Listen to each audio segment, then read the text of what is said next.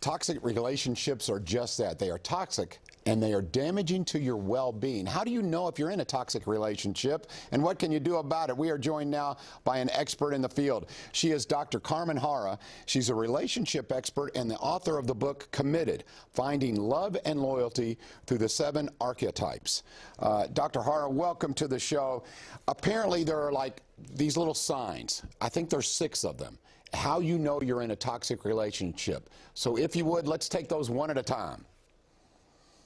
Yes, so toxic relationships are kind of becoming the new norm because we immune to toxicity, considering it's okay and it's normal. But toxicity in a relationship is always bringing feelings of anxiety, depression, and even desperation. And people are ignoring the common signs. And I'm going to go very quickly to the common signs, the classic signs of toxicity.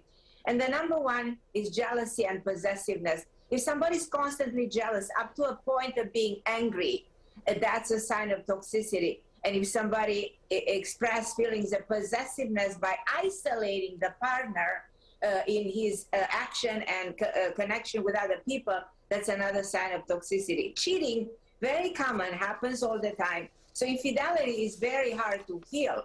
What does it mean? It means that the integrity of the relationship is affected. The fact that your partner probably is promising you, I will never cheat again, you can never trust that because you will cheat again. And when that happens, it's time to reevaluate your worth. And if you think I deserve better, then it's time to walk away from that relationship. Another classic signs of toxicity is lying. When lying becomes a pathological pattern of behavior, that's actually something that is called in psychology a pathological disorder. So that person will continue to lie all the time, so the trust is lost. So when you don't have no more trust in your partner again, you have to reevaluate what kind of a relationship you are in. The worst actually sign of toxicity is violence. And one episode is way too many. If your partner is violent, then you have to walk away right away in that very moment. You're not tolerating that. That's very damaging to your well-being. Withholding in a sign of toxicity because your partner will actually try to dominate, will dominate your action and will try to control you. And you feel always manipulated in a relationship. Again, it's very unhealthy, and I don't really recommend to be in a relationship when you feel that you are controlled and you're not allowed to do the things that you want to do. And a very damaging sign of toxicity is addiction. When you are in an addicted relationship, and you allow it to happen, chances are you might turn into somebody you don't want to be. And when we talk about addiction, we talk about compulsive disorder personality, we're talking about addiction to drugs, to alcohol. And, again, you have to look for mental health. You cannot allow toxicity like this to happen in a relationship because, again, it is very important to pay attention to the sign of addiction. Addiction is very serious. And one that I want everybody to pay attention because this is some kind of a silent sign of toxicity is indifference. If your partner is constantly indifferent for a week, for 2, for a month, for a year, and there's no connection anymore, is again time to reevaluate your relationship and probably walk away because you deserve better and you deserve a relationship where you can create emotional intimacy, love, affection, balance, and stability. Dr. Harra, this is interesting. So if you recognize one of these signs in a current relationship, if you recognize one of the signs, when do you know the threshold? Maybe it's time to exit the relationship, or should they see a doctor like yourself? Can you save a relationship that has some of these elements in it?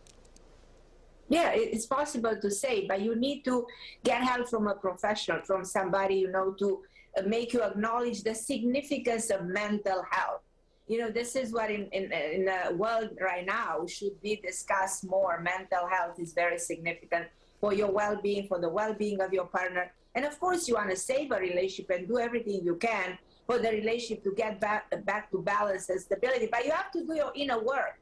And you have first to acknowledge that something is off and something is not right and pay attention to all of these signs. So, Dr. Harra, let's say we have a married couple and one of them is Right. indifferent. Let's say the wife is indifferent. She really doesn't care. She's apathetic. And then you have the husband who's very jealous. So how do you start that conversation between the two and say, we have to get better? Because it seems it can be a continuing cycle and you really don't improve at any point. How do you start that conversation? Well, the conversation has to start somewhere with underlining what's happening and the frustration and the disappointment, but in a very smart, way. You have to start the conversation so that your partner will understand your frustration and your disappointment. So it has to start, and communication is always key in making things better. I'm curious, though, because I think it's important also to remember the excitement in a relationship. And some of these things do spark, let's just say it can get a little bit combative. So how do you go through a therapeutic kind of session and still keep that spark? How do you keep that excitement? Because a lot of times passion can be a double-edged sword, correct? True, absolutely right. You're right. So do you have any recommendations maybe for how couples can keep the spark and excitement in their relationship as well? Oh, that's a big question and a wonderful one. When people should go back to the beginning, when they were excited, when they were happy with each other, when things were perfect, so-called perfect at the beginning, go back to those moments. Revisit places that you visit at the beginning of a relationship and bring that emotional connection and create emotional intimacy, which is the connection of the soul. Very significant to be connected at the mind level, at the soul level. And that will definitely bring that emotional spark back. Dr. Harra, if people would like to have information like yours, advice like yours, I do recommend picking up the book, but if they're looking for a therapist, is there a source they can go to find a reputable therapist, someone that may fit their situation? I think there are a lot of wonderful therapists out there, and people should go to marriage counseling. I highly recommend that.